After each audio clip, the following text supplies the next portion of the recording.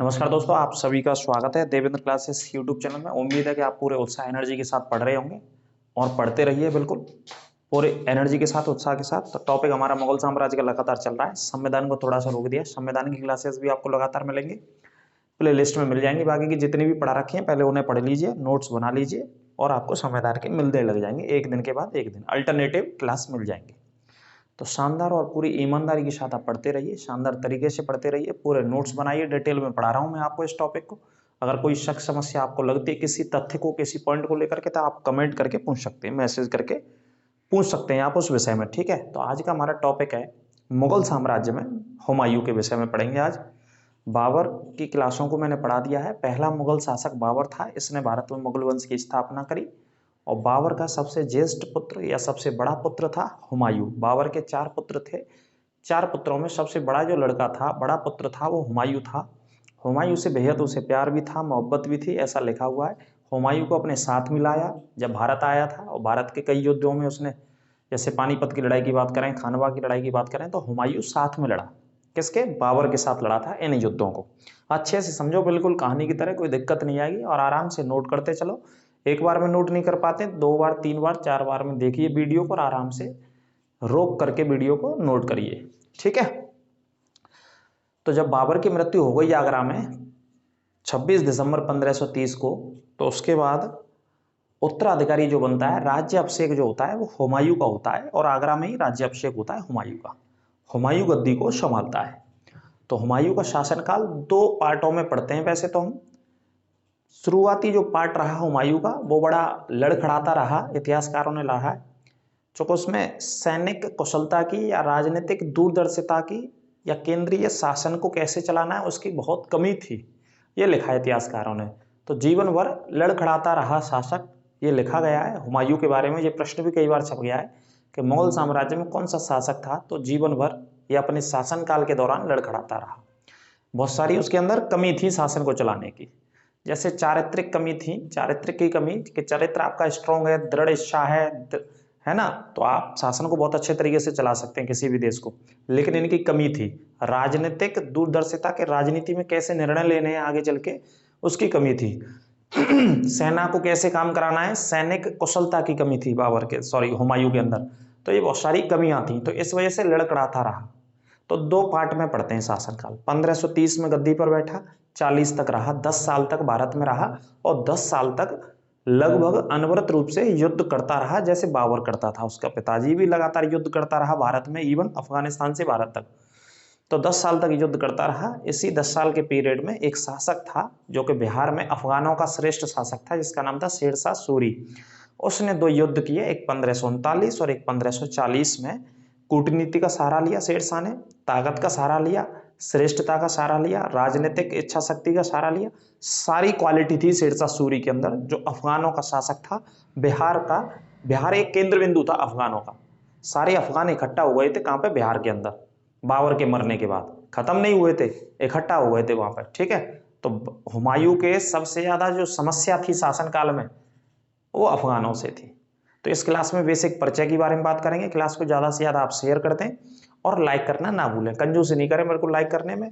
उम्मीद है कि इस हिसाब से हम कोशिश कर रहे हैं, लेकर के चल रहा हूँ मैं टॉपिक, कि आपका कोई भी प्रश्न छूटे ना। जिस भी एग्जाम में आप बैठना चाह रहे हैं, जो भी आपकी इच्छा है, सपने हैं, आपका ड्रीम है किसी भी जॉब को लेने के लिए, ठीक है, तो उसी आधार पर मैं कोशिश कर रहा हूँ इस टॉपिक को पढ़ाने की। तो चर्चा शुरू करते हैं हुमायूं के विषय में। एक एक पॉइंट लिखते जाइएगा। तो ये बेसिक क्लास है, पहला ही पार्ट है, इसका दूसरा पार्ट भी पढ़ाएंगे हम। हुमायूं का क्या पढ़ाएंगे? दूसरा पार्ट भी। तो देखिए टॉपिक है हुमायूं और शासनकाल। हुमायूं का शुरू होता है 1530 में, 30 से 1540। जो 10 साल का शासनकाल था पहला, लिख लेना कितने साल का? 10 साल का। ठीक है, 10 साल के बाद बाहर चला जाता है अपने भाइयों के पास, काबुल और कंधार चला जाता है। फिर उसके बाद 15 साल तक बाहर रहता है। ठीक है, और आसपास के राजाओं की, तमाम लोगों की मदद लेने के बाद फिर वापस आता है इधर। और वापस आने के बाद 1 साल तक रहता है, फिर उसके बाद उसका निधन हो जाता है 1556 में। तो 1555 से 56 और पढ़ते हैं, 1 साल का शासनकाल। ठीक है, खैर इस क्लास को पढ़िए आप, फिर चर्चा करेंगे उस बात पे। तो शासनकाल यहाँ भी लिखा हुआ है 1530 से 40 तक और 1555 से 1556। यहाँ 1 साल का शासनकाल है जब दोबारा भारत आता है हुमायूं। ठीक है, तो हुमायूं का जन्म स्थान कहाँ है साहब? काबुल में जन्म हुआ हुमायूं का 1508 में। कब जन्म होता है? 1508 में। वास्तविक नाम क्या था हुमायूं का? नसरुद्दीन मोहम्मद हुमायूं। नसरुद्दीन मोहम्मद हुमायूं नाम था। माता जिनके गर्भ से हुमायूं का जन्म हुआ माहम बेगम था। क्या नाम था? माहम बेगम। और पिता आपको पता ही है, बाबर नाम था पिता का। पिताजी की भी पत्नियां अलग अलग थी भाई साहब, और ऐसा आम प्रचलन थी, आम परंपरा थी कि जैसे हुमायूं था एक पुत्र, एक हिंदाल था, एक अस्करी था, एक कामरान था, 4 भाई थे, तो पत्नियां भी अलग अलग थी। हुमायूं का जन्म इनसे हुआ था माहम, क्या नाम? माहम बेगम से। और अलग अलग भाइयों का जन्म अलग अलग पत्नियों से हुआ था, ऐसा लिखा है। तो बाबर भी पूरा मौज मस्ती करने के मूड में था, मुझे ऐसा लग रहा है। नहीं तो एक ही ब्याह बिन्ने कन्नो भैया, कन्नो के ना कन्नो, एक ही ब्याह कन्नो। आजकल एक ना समर्थ, बाबर ने जिनके थे एक संवारी वाहन। सही है। देखो महंगाई बहुत है भैया, सिलेंडर क्या पैसा को, क्या रुपया को है। अब हुमायूं का राज्य अभिषेक 30 दिसंबर को होता है 1530 को आगरा में। कहां पे होता है? आगरा में होता है। ठीक है जी। इसी डेट को बाबर का निधन हो गया। बाबर के निधन के बाद हुमायूं गद्दी पर बैठता है आगरा में 1530 को। लिखते चलना एक एक पॉइंट। पहले हुमायूं की शिक्षा दीक्षा पे बाबर ध्यान नहीं दे पाया, क्योंकि बाबर, मैंने पढ़ाया, आपने पढ़ाया, बाबर अच्छे से नोट्स बना लिए होंगे। तो बाबर भी लगातार युद्ध करता रहा। क्या करता रहा? युद्ध में रहा। इस वजह से उसके बाल्यकाल में, जीवन में, जब हुमायूं छोटा था तो शिक्षा की आवश्यकता रहती है भाई किसी भी बालक को, बच्चे को, तो शिक्षा पे ध्यान नहीं दिया। हालांकि जब युद्धों से फ्री हुआ, वो थोड़ा सांस ली उसने अफगानिस्तान में, तो शिक्षा दीक्षा भी दिलवाई हुमायूं को। किसने? बाबर ने। तो दिलवाई तो टीचर है भैया हुमायूं के, जिन्होंने हुमायूं को पढ़ाया। लेकिन ऐसे नहीं पढ़ाया कि भाई आपको जब बड़ा हो जाएंगे तो आपको अगर अवसर मिल जाए किसी भी देश को चलाने का, गद्दी पर बैठने का, तो किस हिसाब से चलाना होगा, वो कौशल पैदा नहीं कर पाए वो शिक्षक। ठीक है। तो देखिए, एक मौलाना इलियास थे और एक मसही उल अदीन थे, ये शिक्षक थे, लिख लेना, हुमायूं के। ये दोनों टीचर थे हुमायूं के, मौलाना इलियास और मसही अल दीन, लिख लेना साहब। कौन थे? शिक्षक थे। इन्हीं के संरक्षण में हुमायूं ने शिक्षा दीक्षा प्राप्त करी। आराम से लिखते चलिए। अब बात करते हैं, हेडिंग डाल लेना, हुमायूं की प्रारंभिक चुनौती क्या थी भाई साहब? हुमायूं की समस्याएं क्या थी? प्रारंभिक समस्याएं, समस्याओं पर प्रकाश डालते हैं। कहां प्रकाश डालेंगे? समस्याओं पर। बाबर की मृत्यु के बाद जब हुमायूं गद्दी पर बैठा तो हुमायूं की क्या क्या दिक्कतें थी, क्या क्या समस्या थी भारत के शासन को चलाने के लिए। ठीक है। और हुमायूं एकमात्र ऐसा भी शासक रहा जिसने अपने भाइयों में साम्राज्य का विभाजन किया था, साम्राज्य को बांट दिया था बाबर के मरने के बाद। ऐसा यही एकमात्र शासक है, इसी के बारे में लिखा है मुगल साम्राज्य में। अब समस्याओं पे आते हैं। समस्या मैं आपको बता चुका हूं, बाबर के सामने भी थी 3-4 लड़ाइयों में, पानीपत की लड़ाई में, खानवा की लड़ाई में, चंदेरी की लड़ाई में और घाघरा की लड़ाई में, जो बाबर ने लड़ी 4 लड़ाइयां। कहाँ समस्या थी? अफगानों से समस्या थी। मैंने आपको बताया लगातार अफगानों से युद्धरत थे, और अफगान बिल्कुल मुगल वंश के लोगों को मानते थे, ये विदेशी हैं, हमारे देश में कैसे आ गए। तो अफगानों की सहानुभूति भारत के प्रति और भारत के लोगों के प्रति, यहाँ पर रहने वाले जनता के प्रति थी। वो मुगलों को बिल्कुल विदेशी मानते थे। वो मानते थे कि इनको स्थापित नहीं होने देना है। तो सबसे बड़ी समस्या, सबसे प्रबल दुश्मन थे हुमायूं के गद्दी पर बैठने के बाद, वो अफगान थे। अगर आपसे पेपर में प्रश्न पूछा जाए कि हुमायूं के गद्दी पर बैठने के बाद सबसे बड़ी समस्या क्या थी, या सबसे बड़ा दुश्मन कौन था, या सबसे बड़े दुश्मन कौन थे, तो अफगान थे। आपको ये उत्तर याद रखना है। ठीक है। तो देखो, प्रकाश डालते हैं कुछ समस्याओं पर भाई साहब, चुनौतियों पर। तो एक तो असंगठित साम्राज्य था इसका, नंबर 1 लिख लेना। डिटेल में पढ़ रहे हैं तो आराम से पढ़ो, बिल्कुल कहानी की तरह। एक समस्या बाबर दे करके गया था, असंगठित साम्राज्य। बाबर जीत तो बहुत गया भारत में, अलग अलग रियासतों को, छोटी मोटी तमाम रियासतों को जीत के और दे गया हुमायूं को। अब समस्या ये थी कि बाबर उनको केंद्रीय रूप में नहीं ला सका, सभी को जोड़ करके शासन नहीं चला सका। बाबर भी अलग अलग थे बाबर के समय में, बाबर के मरने तक। अब वही समस्या किसके सामने आ गई? हुमायूं के सामने, कि भाई किसी देश को आप चला रहे हैं तो उसे संगठित करेंगे कि नहीं करेंगे? संगठित करके तो चलाएंगे जब आपने जीत लिए तो सारे इलाकों को। वो युद्धों में इतना बिजी रहा कि सभी को इकट्ठा भी नहीं कर पाए जितने राज्य जीते। अब वही समस्या भाई साहब के सामने आ गई, हुमायूं के सामने। तो असंगठित साम्राज्य रहा इसके समय में भी, सभी को संगठित नहीं कर पाया, ये भी दिक्कत थी। दूसरा, खजाने को बाबर खाली कर गया था। मुगल साम्राज्य के खजाने को, दिल्ली के खजाने को खाली कर गया। क्यों खाली कर गया? कि जब पानीपत की पहली लड़ाई लड़ी उसने और खानवा की लड़ाई लड़ी तो इतना पैसा बांटा सेना के लोगों को और अन्य लोगों को, जितनी बड़ी संख्या में सेना आई अफगानिस्तान से बाबर के साथ, कि खजाने को ही खाली कर गया पूरे को, तमाम लाखों लाखों रुपया दे गया।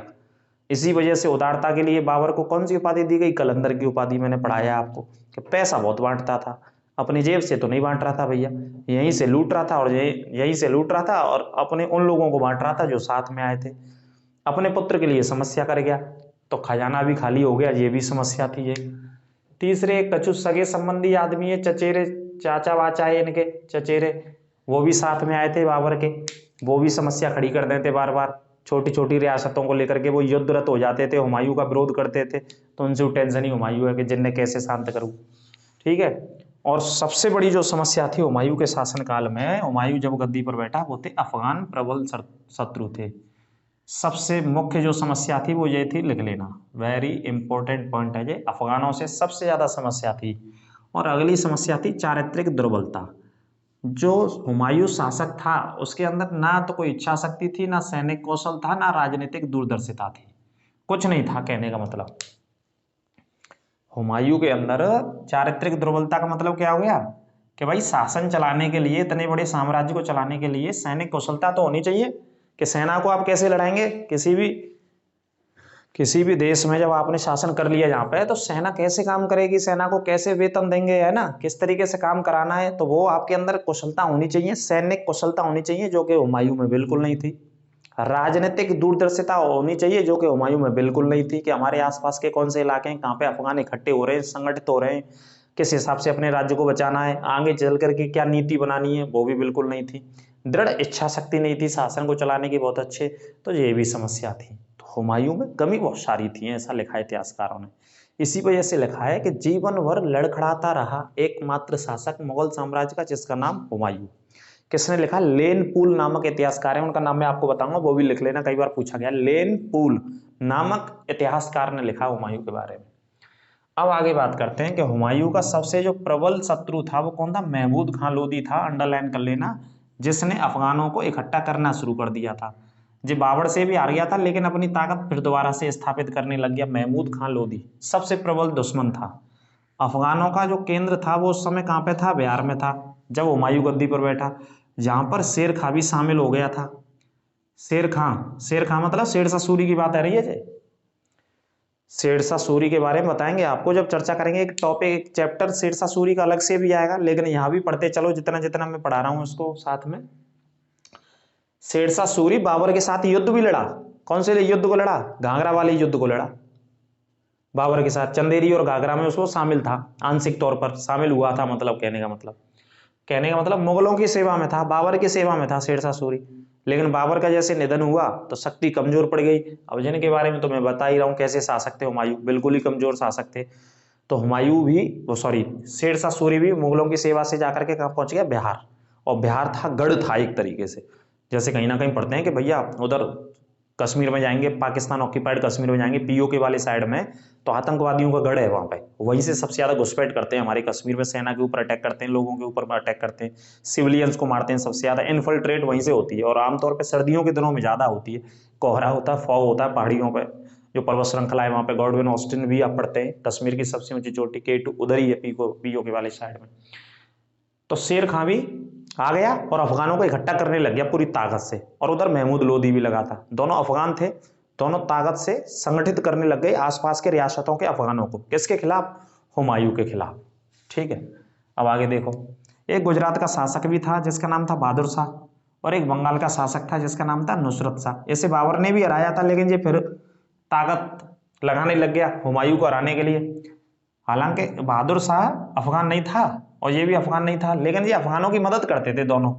कौन? बंगाल वाला शासक और गुजरात वाला शासक, ये दोनों मदद करते थे इनडायरेक्ट तौर पे। जैसे कहीं कहीं होते हैं ना, डायरेक्ट नहीं आवा कोई आदमी सामी, तो कैसे काम करते हैं? इनडायरेक्टली काम करते हैं। तो ये अप्रत्यक्ष रूप से काम कर रहे दोनों शासक, गुजरात का शासक बहादुर शाह और बंगाल का शासक नुसरत शाह, अफगानों की मदद कर रहे। किसे हराने के लिए? मुगलों को भारत से बाहर जाने के लिए। तो इस वजह से ये भी हुमायूं के विरोधी हो गए, दुश्मन हो गए भाई, बिल्कुल हो गए साहब। अब आगे बात करते हैं लिखते चलना एक एक पॉइंट। ये बेसिक क्लास है। हुमायूं ने अपने भाइयों को राज्यों को क्या कर दिया, बंटवारा कर दिया। ये पूछा जाता है, मुगल में एकमात्र शासक जिसने अपने भाइयों को राजकाज का बंटवारा कर दिया, जिसका नाम है हुमायूं। एकमात्र शासक, और किसी ने नहीं बांटा ऐसे अपने भाइयों को भैया, हुमायूं ने बांटा दिया था बाबर के मरने के बाद, कि भाई ये अलग अलग इलाके ने ले लियो, पिताजी देंगे लियो या रियो। तो अस्करी को दिया संभल की जागीर दी, जागीर बोलते थे पहले रियासतों को, क्या बोलते मुगल में, जागीर। ठीक है, तो अस्करी एक भाई था, इसको संभल दे दिया। हिंदाल को क्या दे दिया, अलवर की जागीर दे दी। और कामरान को काबुल और कंधार दे दिया। कामरान को क्या दे दिया, काबुल और कंधार, ये दोनों दे दिए कामरान को। तो बांट दिए भाई हुमायूं ने। और हुमायूं तो दिल्ली का आगरा का शासक बनी गया था। ठीक है, अपने भाइयों को ये बांट दिए। दोबारा सुनो, अस्करी को संभल जो कि इस समय यूपी का एक जिला है, हिंदाल को अलवर जो कि राजस्थान का एक डिस्ट्रिक्ट है इस समय, कामरान को काबुल और कंधार जो कि अफगानिस्तान की राजधानी और एक शहर है अफगानिस्तान का इस समय।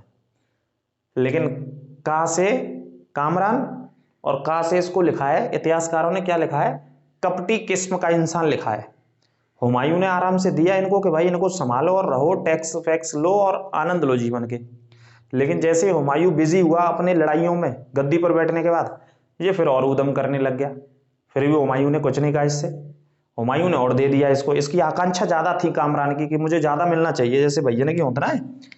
तो कामरान को हुमायूं ने क्या क्या दे दिया, देखो हिसार और फिरोजा भी दे दिया, पश्चिमी भारत वाले इलाके दे दिए, पंजाब और मुल्तान भी दे दिए, ये भी दे दिए। किसे दे दिए, ये कामरान को। जाकी डिमांड ज्यादा है, जैसे भैया होते हैं ना, तो भैया ने बंटवारा होता है तो एक कोई कोई भैया जो कहता है भाई ज्यादा दो, इनते काम नहीं चलेगा, बाउंड्री हमारी यहीं आके लगेगी, होता का ना हो, तो बिल्कुल होता है। तो भैया इतने शासन से और साम्राज्य से ये संतुष्ट नहीं था। कौन नहीं था, कामरान। किससे, काबुल से और कंधार से। उसने कहा कि और दो। और देने को मतलब हो कि सेना सभी के पास होती थी उस समय, सब भाइयों के पास अलग अलग सेना ही, सब ताकतवर है। तो जैसे हुमायूं दूसरे इधर युद्ध में बिजी हुआ तो वो और ताकत से उधर उद्यम करने लग गया। तो हुमायूं ने कहा कि शांति बना रहा है भाई, और ले, समस्या क्यों कर रहा है। तो क्या क्या दे दिए, हिसार और फिरोजा उस साइड में, मतलब पश्चिम भारत में पंजाब और मुल्तान भी दे दिए। इनको रखो अपने पास और शासन करो और आराम से रहो। फिर भी नहीं माना, फिर भी परेशान करता रहा हुमायूं को। अब आगे पढ़ते हैं, गद्दी पर कब बैठा हुमायूं, कब बैठा गद्दी पर, 1530 में। तो 1530 के बाद आगे की वर्ष कौन सी आवे, 31। तो पहली वर्ष में उसने युद्ध करना पड़ गया। तो कालिंजर की पहली लड़ाई लड़ता है हुमायूं। हुमायूं के शासनकाल का लिख लेना, इंपॉर्टेंट युद्ध है पहला, कालिंजर का युद्ध 1531 में हुआ था। इसमें हुमायूं और प्रतापरुद्र देव ये शासक था कालिंजर का। कहाँ का शासक था, कालिंजर का। कालिंजर का किला उत्तर प्रदेश के एग्जाम में बहुत पूछा जाता है। उत्तर प्रदेश के अंदर पूछते हैं, यूपी स्पेशल में, कालिंजर का किला कौन सी जगह स्थित है यूपी में, तो कालिंजर का किला बुंदेलखंड में स्थित है। और बुंदेलखंड के कौन से जिले में स्थित है कालिंजर का किला, तो बुंदेलखंड के बांदा में स्थित है कालिंजर का किला। यहाँ पे मेला भी लगता है कालिंजर के नाम से।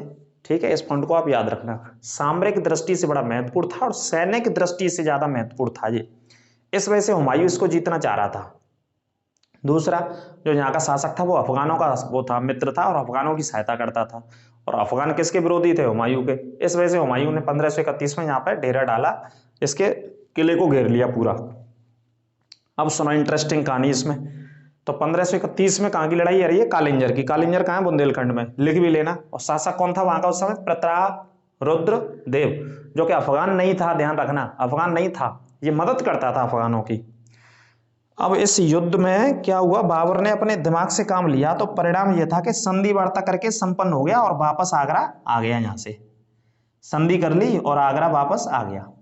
आगरा से बेपनाह मोहब्बत थी, आगरा में ज्यादातर जीवन उसने बिताया। दिल्ली भी नहीं गया हुमायूं, हुमायूं दिल्ली भी नहीं गया। हुमायूं ने अपना जीवन ज्यादातर कहाँ बिता दिया, आगरा में।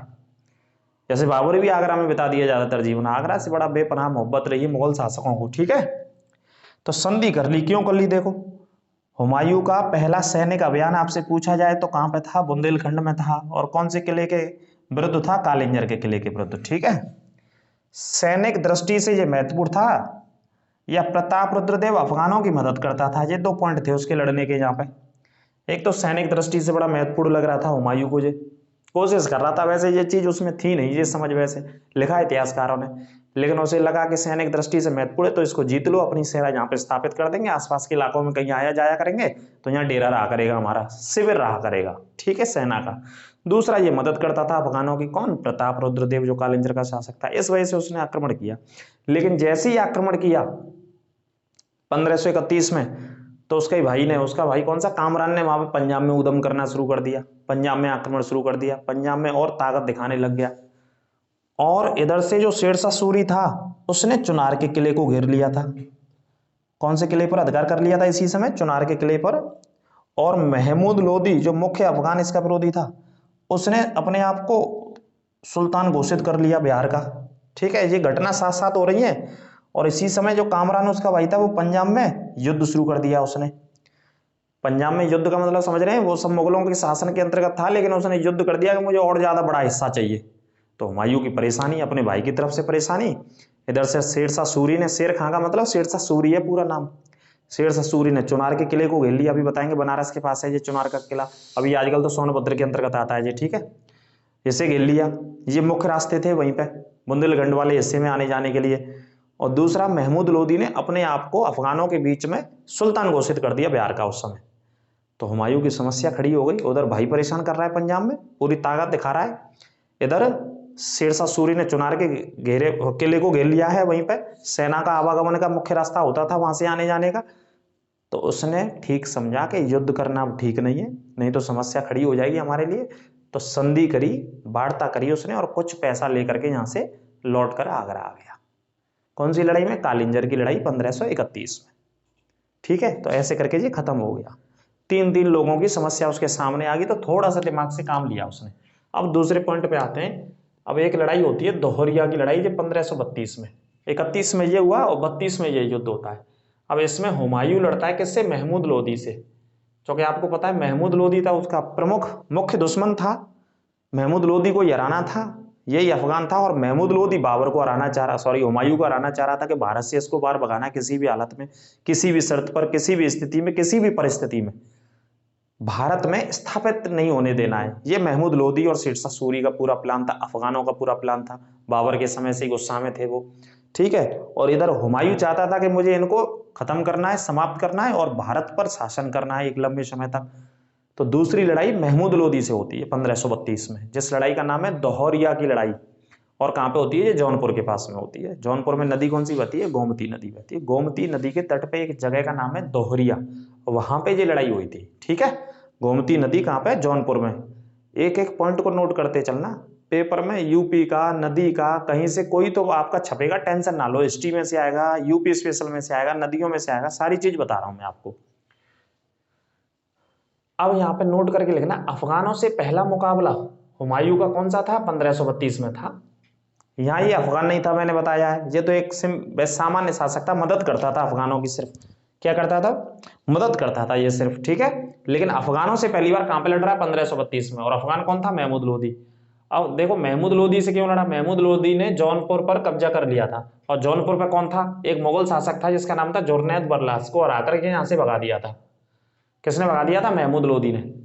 मतलब जब बाबर गया था यहाँ से तो बहुत सारे इलाके को जीत के गया, तो उन इलाकों में अलग अलग रियासतों में अपने शासकों को बिठा गया था अलग अलग। ऐसे ही जौनपुर भी मुगल साम्राज्य में था। तो जौनपुर में एक शासक था जिसका नाम था जुन्नैद, उसको हराया महमूद लोदी ने और भगा दिया वहां से। तब फिर हुमायूं ने अटैक किया महमूद लोदी के ऊपर।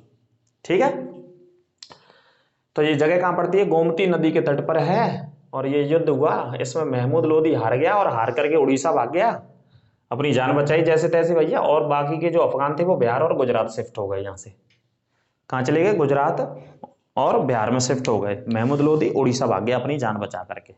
तो हुमायूं ने दोबारा से काय पे कब्जा कर लिया, जौनपुर पर कब्जा कर लिया, जो कि कौन सी नदी के तट पर है, गोमती नदी के तट पर स्थित है। जैसे उत्तर प्रदेश का सिराज कहा जाता है, या पूर्वी उत्तर प्रदेश का भी सिराज इसे कहा जाता है, या भारत का सिराज भी कह देते हैं। सिराज का मतलब है सरकी वंश के लोगों ने शासन किया, बताएंगे दिल्ली सल्तनत में, बता चुके हैं वैसे आपको इस विषय में। हम आगे अगले बात करते हैं। अब महमूद लोदी हरा दिया यहाँ पे, ये भाग गया तो इसकी शक्ति कमजोर पड़ गई। अब एक शासक बचा जो हुमायूं के सामने है, वो कौन सा, शेरशाह सूरी। दो ही लोग थे, एक महमूद लोदी और एक शेरशाह सूरी, जिनको हुमायूं को हराना था, या उन दोनों को हुमायूं को हराना था। आपस में ऐसे भिड़ंत हो रही थी। ठीक है, अब महमूद लोदी को हरा दिया जौनपुर के पास 1532 में, तो वो भाग गया जान बचा के, उड़ीसा चला गया। अब नंबर किसका है, शेरशाह सूरी का। अब शेरशाह सूरी के सामने चलते हैं साहब। अब शेरशाह 1532 में हुमायूं ने चुनार के दुर्ग का 4 महीने तक कितने महीने तक? 4 महीने तक घेरा डाल के रखा भाई साहब। चुनार बहुत प्रसिद्ध जगह है इस समय उत्तर प्रदेश की, जो कि सोनभद्र के पास स्थित है, सोनभद्र के अंतर्गत आती है। चुनार का किला भी स्थित है, जो कि सीमेंट के उत्पादन के लिए स्थित फेमस है।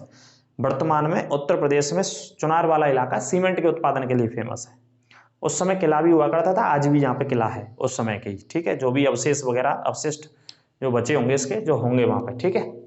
अब 1532 में हुमायूं ने किसकी तरफ रुख किया? चुनार के किले की। और चुनार के किले पे किसका शासन था? शेरशाह सूरी का।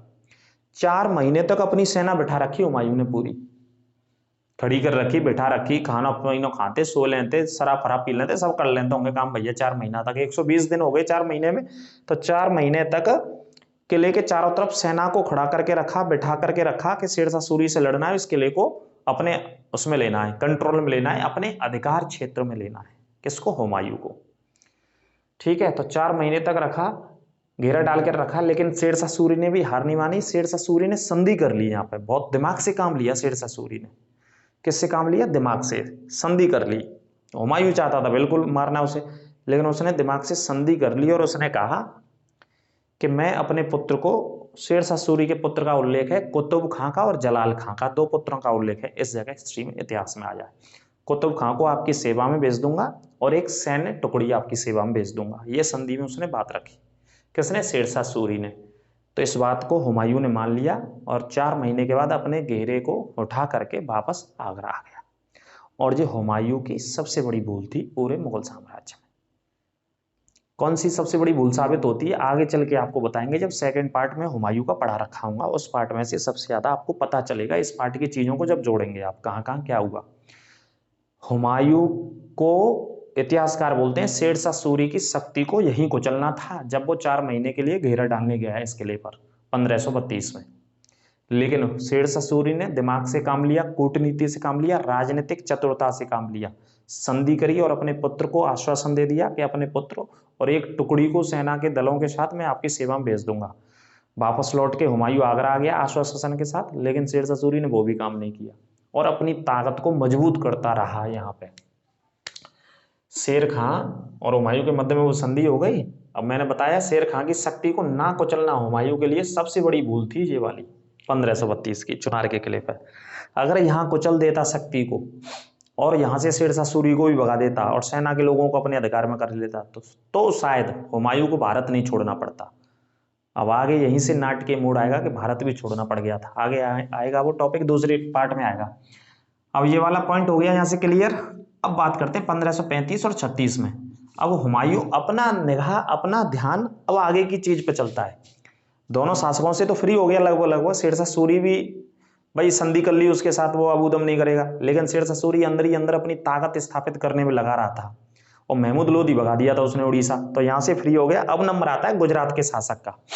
गुजरात के शासक से उसे लड़ना था, उसे हराना था, गुजरात को अपने कंट्रोल में करना था, जिसका नाम नुसरत शाह था, माफ कीजिए बहादुर शाह था गुजरात का शासक।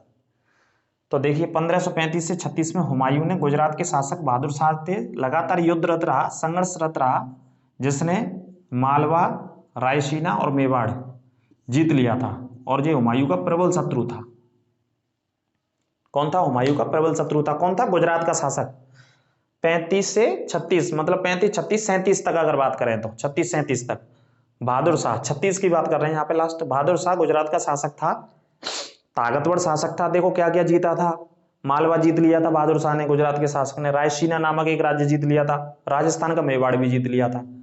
उस समय संग्राम सिंह का पुत्र, मेवाड़ में संग्राम सिंह का पुत्र एक विक्रमजीत करके शासन कर रहा था और उनकी माता थी जिनका नाम कर्णवती था।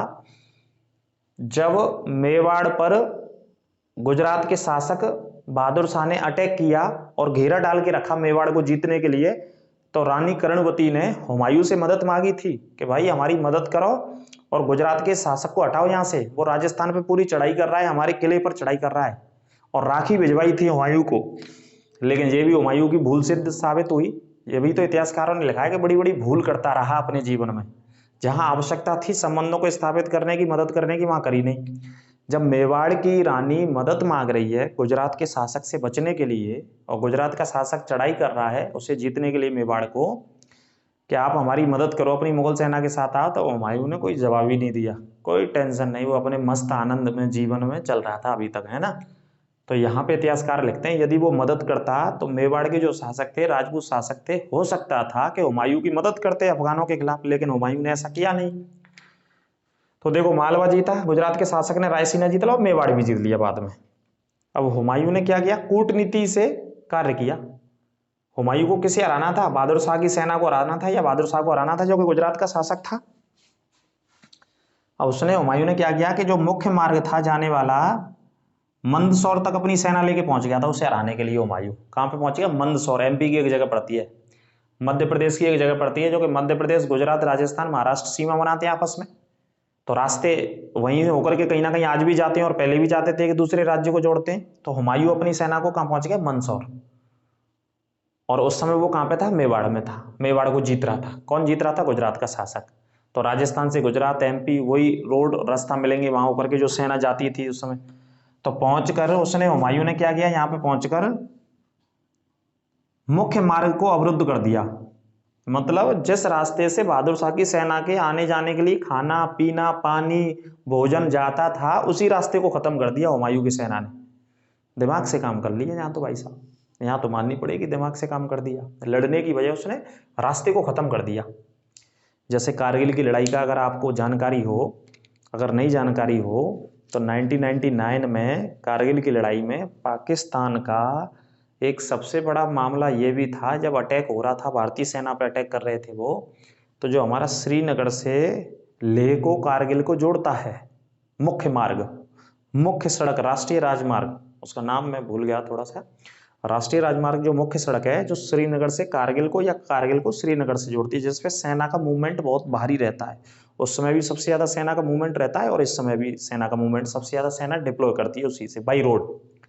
तो उस रोड को निशाना बना करके पाकिस्तानी फायर्स करते थे उधर से, बॉम्ब चलाते थे उधर से, तोप भी चलाते थे उधर से, कि इस रोड को खत्म कर दो। जब रोड खत्म हो जाएगा तो सेना आ ही नहीं पाएगी। तो ये समझ रहे हैं, मतलब आपूर्ति को खत्म कर देना बिल्कुल। कारगिल में ऐसा पाकिस्तानी सेना की तरफ से प्रयास किए गए थे भरसक। वही काम किसने किया यहाँ पे, हुमायूं ने, कि जिस रोड से, जिस सड़क से उसकी सेना को आना था बहादुर शाह की को मेवाड़ जीत के, या भोजन पानी जाना आना था, उसी रास्ते को ही खत्म कर दिया। आप पहुंचाओ, कैसे पहुंचाएंगे। जब खत्म कर दिया रास्ते को तो भोजन की समस्या खड़ी हो गई, अनाज की समस्या खड़ी हो गई। किसकी सेना के लिए, गुजरात की सेना के लिए। तो जब खड़ी हो गई तो सेना भूखी मरने लगी, अकाल पड़ गया एक तरीके से। तो वो मैदान छोड़ करके वहां से भाग गया दूसरे रास्ते से। कौन भाग गया, गुजरात का शासक। अब लड़ना तो नहीं पड़ा हुमायूं को जहाँ, बस उसने एक काम कर दिया, रोड खत्म कर दिया, वहां से ना तो कोई जाएगा ना कोई आएगा, और सेना को लगा दिया चारों तरफ। अब उसे भागना पड़ गया अपनी जान बचा करके। किसे, बहादुर शाह को, जो गुजरात का शासक था। अनाज खाना पानी नहीं पहुंचेगा, अकाल पड़ गया यहाँ पे, ये लिख लेना आप। अब बहादुर शाह कहाँ भागा, वहां से मांडू भागा, जो कि मध्य प्रदेश का एक इलाका पड़ता है। मांडू से चंपानेर में भाग गया था, अपनी जान बचाता भाग रहा था। हुमायूं इसका पीछा कर रहा था लगातार सेना लेकर के। चंपानेर से काम्बे पहुंचा, काम्बे से दमनदीप की तरफ चला गया, गुजरात की तरफ चला गया था। दमनदीप गुजरात की तरफ पहुंचना था इसे, दौड़ करके भाग करके मध्य प्रदेश के हिस्सों से होकर के। तो हुमायूं ने कहां तक पीछा किया, मांडू तक पहुंचा हुमायूं, और चंपानेर तक पहुंचा। अब यहां तक पहुंचा, हुमायूं भी बड़ा वैसा शालीनता वाला आदमी था, उसने कहा अब कहां पीछा करें, फिर देखेंगे अब इसे। तो हुमायूं पीछा करता करता मांडू तक, चंपानेर तक पहुंचा। इन दोनों को जीत लिया हुमायूं ने, और जीत करके अपने राज्य में ले लिया और अपने लोगों को यहाँ पे तैनात कर दिया। फिर उसके बाद बहादुर शाह इधर चला गया था, काम्बे और द्वीप, दमनदीप आपने सुने होंगे, दमनदीप पड़ते हैं ना महाराष्ट्र के पास स्थित, गुजरात के पास, तो वहां चला गया था बहादुर शाह। अब आगे पॉइंट बना के लिख लेना, मांडू और चंपानेर की जो हुमायूं की विजय थी वो महान विजय कही जाती है। इन दोनों को जीत लिया था, मांडू को भी जीता, चंपानेर के, जो कि मध्य प्रदेश के हिस्सा के अंतर्गत आते, ठीक है। अब आगे देखो, 1537 और 38 में हुमायूं ने बंगाल पर आक्रमण किया। ये घटना यहाँ खत्म होता है, यहाँ खत्म होती है। तो मैं थोड़ा सा और बता दूं, आगे मैंने स्टोरी ज्यादा लिखी नहीं है, वो डिटेल ज्यादा हो जाएगी, लेकिन ये भी काफी सफिशिएंट डिटेल है आपके लिए पढ़ने के लिए, इस टॉपिक में नोट्स बनाने के लिए। अभी आप, मैं कहानी ज्यादा बता रहा हूँ तो आप कहानी को भी लिख सकते हैं, दोबारा से रिपीट करके लिख सकते हैं, क्लास को थोड़ा बड़ा बड़ा करके आराम से, कौन कौन से पॉइंट है बोर्ड पर, ठीक है। हुआ ऐसा था कि इन इलाकों को, राज्यों को किसने जीत लिया, कुछ समय के लिए हुमायूं ने जीत लिया। अहमदाबाद को, गुजरात के बहुत बड़े हिस्से को जीत लिया, और वहां पे अपने अलग अलग लोगों को बिठा दिया, ठीक है। अपने लोगों को बिठा दिया और बिठा करके कहां पे लौटाया, आगरा, जैसा कि हमेशा आता था, आगरा से मोहब्बत थी विशेष, जाता था आता था, आगरा जरूर आना, चाहे कहीं पे भी लड़के आ जाए पूरे भारत में, वो भारत के उत्तर भारत के हिस्सों में, ठीक है। तो जैसे इधर आया आगरा और आगरा आ गया था, तो उसी समय वहां की गुजरात की जनता ने विद्रोह कर दिया। जो स्थानीय शासक बैठा के, स्थानीय शासक नहीं, अपने शासक बैठा के आया था हुमायूं अलग अलग, ठीक है। एक तो इसका भाई अस्करी, अस्करी को अहमदाबाद दे दिया था इसने। अस्करी को सबसे पहले इधर मैंने पढ़ाया, क्या दिया था, संभल भी दिया था, फिर अहमदाबाद भी दे दिया था यहाँ से जीत के अस्करी को, और लोगों को बिठा दिया था इसने गुजरात के अलग अलग हिस्सों पे। तो वहां की जनता, जो गुजरात की जनता ही, वो तो भाई अपने शासक मानती बहादुर शाह, तो बहादुर शाह के सपोर्ट में, समर्थन में विद्रोह कर दिया, और विद्रोह इतना भयंकर कर दिया कि उनको भागना पड़ गया, जो हुमायूं बिठा के आया था, खाली करना पड़ गया। तो इतिहासकारों ने लिखा है कि एक फल की तरह हुमायूं के हाथों में ये जीत आई थी। कौन सी? गुजरात की जीत आई थी, या गुजरात के अलावा इनकी मालवा की बात करें, मालवा की जीत आई थी, और उसके बाद टपक भी गई हाथों से बहुत जल्दी। इतिहासकार ऐसे लिखते रहते हैं लाइनों को बना करके, है ना, बहुत जल्दी पके फल की तरह हाथों में आए और टपक भी गए हाथों से, ठीक है, निकल भी गई, वहां की जनता ने विद्रोह कर दिया। और बाद में बहादुर शाह समुद्र में डूब के मर गया था, अरब सागर में भैया, पुर्तगालियों से लड़ने की वजह से, ठीक है, उस समय पुर्तगाली भी थे भारत में। तो ये वाला मामला था। अब आगे 1537 से 38 तक हुमायूं ने कहां पे आक्रमण किया? बंगाल पे। अब जब ये यहाँ पे कंडीशन और घटना चल रही है ना, तो इस स्थिति में शेरशाह सूरी लगातार अपने आप को मजबूत कर रहा था, लगातार मजबूत कर रहा था अपने आप को। अपने आप को मजबूत करने का मतलब है जो छोटी छोटी रियासतें थी उन पर अधिकार करने में लगा था सेना के साथ। हुमायूं कहाँ पे व्यस्त था? गुजरात में व्यस्त था, उसका पीछा करने लग रहा था, और शेरशाह सूरी अपनी ताकत बना रहा था यहाँ पे हुमायूं को हराने के लिए, परास्त करने के लिए। क्योंकि हुमायूं उसे छोड़ चुका था चुनार के घेरे में, 4 महीने के बाद लौट आया था एक संधि की वजह से, है ना, और शेरशाह सूरी ने वो चाल चली थी। तो 37 से 38 में हुमायूं ने कहां पे आक्रमण किया? बंगाल पर आक्रमण किया। यहां पर शेर खां स्थापित हो चुका था, बंगाल पे शेरशाह सूरी स्थापित हो चुका था। वहां का एक अयोग्य शासक था महमूद शाह, उसे हटा दिया था तो था वो बंगाल में, लेकिन ताकत से स्थापित शेरशाह सूरी हो गया था बंगाल पर, बंगाल की गद्दी पर। तो वहां के शासक ने हुमायूं से कहा कि भैया तुम हमारी मदद करो, ये शेरशाह सूरी हमें ना खाने दे रहा, ना पीने दे रहा, ना जीने दे रहा है। तो हुमायूं ने वहां के शासक के कहने पर बंगाल पर आक्रमण किया, और बंगाल पर जैसी सेना बंगाल में प्रवेश कर रही थी, तो शेरशाह सूरी ने कुछ दिनों तक रोकने के लिए अपने पुत्र को फिर भेज दिया कि लड़ना नहीं है, बस सेना को रोक करके रखना है, सेना को रोक करके रखना है। किसकी सेना को? हुमायूं की सेना पर, जिससे मैं और अपनी मजबूत स्थिति कर लूंगी, सॉरी माफ कीजिए, कर लूंगा। सेना रोकवे को मतलब जी होता है एक दिन नहीं, एक एक महीनों रोक करके रखा थे सेना, संधि वार्ता के चक्कर में 2-2 महीनों लग जाते, इतने दिन हम बहुत ताकत इकट्ठी कर लेते, दूसरे शासक है ना। ऐसी प्लानिंग शेरशाह सूरी की चलती रही हुमायूं के साथ में। तो जलाल खां उसने एक पुत्र भेज दिया था और उसकी सेना को कुछ दिनों तक रोक करके रखा, और उसने अपनी ताकत और बढ़ाई शेरशाह सूरी ने। लेकिन फिर भी हुमायूं ने आक्रमण किया, तो वो आक्रमण को शेरशाह सूरी नहीं झेल पाया, तो शेरशाह सूरी ने बंगाल छोड़ दिया था और हुमायूं ने उस पर आक्रमण कर लिया था, और करके हुमायूं ने बंगाल को जीत लिया। और गौड़ एक किला है बहुत फेमस, गौड़ एक राजधानी के रूप में भी पढ़ते हैं, बंगाल के इतिहास में आती है कई बार। इस किले पर कब्जा कर लिया, गौड़ के किले पर हुमायूं ने कब्जा कर लिया, और शेरशाह सूरी वहां से जान बचा करके इधर आ गया, दूसरे अपने हिस्सों की तरफ आ गया। यहाँ पहले उसने अपना शासन बना लिया था और ताकत जुटा ली थी, जैसे चुनार का किला, जैसे बनारस वाला इलाका, यहाँ पे शेरशाह सूरी ने पूरी ताकत बना ली थी जब वो गुजरात के मामले में बिजी था। कौन? हुमायूं। अब होता क्या है कि 1537-38 में, 1537 और 38 में बंगाल को जीत लिया उसने, और बंगाल में ही रह गया, कई महीनों तक बंगाल में ही रह गया। और जबकि बंगाल जीत का उसका कोई उद्देश्य नहीं है, ऐसा लिखा है किताबों में इतिहासकारों ने, कोई उद्देश्य नहीं, कोई पैसा नहीं मिला, कोई संसाधन नहीं मिले, वैसे ही शेरशाह सूरी के चक्कर में उसने कि शेरशाह सूरी को वहां से भगाना है। हुमायूं को बंगाल को जीतने के बाद हुमायूं बंगाल के अंदर 1537-38 में जीत लिया फाइनली। कई महीनों तक बंगाल में सेवा प्राप्त करता रहा, आगरा भी लौट के नहीं आया, कई महीनों तक बिल्कुल आमोद और प्रमोद में आ गया, मतलब आनंद की प्राप्ति करने लग गया, ऐसे समझ लो। कई महीनों तक बंगाल में ही रहा, आगरा नहीं लौटा, और आगरा अपने एक विश्वास पात्र व्यक्ति को बिठाया आया था कि भाई तुम यहाँ से आगरा की व्यवस्था देखते रहो, कोई समस्या हो तो संदेश के माध्यम से बताइएगा, ठीक है। तो कई महीनों तक हुमायूं कहाँ पे रहा? आमोद प्रमोद मतलब आनंद में लीन रहा, बिल्कुल जीवन जी रहा था। शराब पीनी होती तो शराब पियो, पौआ पियो, तमाम अप्सराएं रहती थी साथ में, अप्सराएं आप समझ सकते हो, बहुत सारी बाबर की भी रही कई अप्सराएं, तो हुमायूं की भी होंगी, जाहिर सी बात है, और भी बहुत सारे मुगल शासकों की रही हैं। ठीक है, तो कई महीनों तक वो आनंद में रहा लीन। युद्ध युद्धों से उसने दिमाग को ठंडा रखा कि बंगाल में रहे आनंद से। आगरा में एक व्यक्ति बिठा के आया था तो कोई दिक्कत की बात नहीं है। ठीक है, इसी कई महीने का लाभ उठाया किसने? शेरशाह सूरी ने। शेरशाह सूरी बंगाल से जाकर के ताकत जुटाता रहा और अपने राज्यों को, अफगानों को एक करता रहा। किसे? इसे हराने के लिए, हुमायूं को हराने के लिए।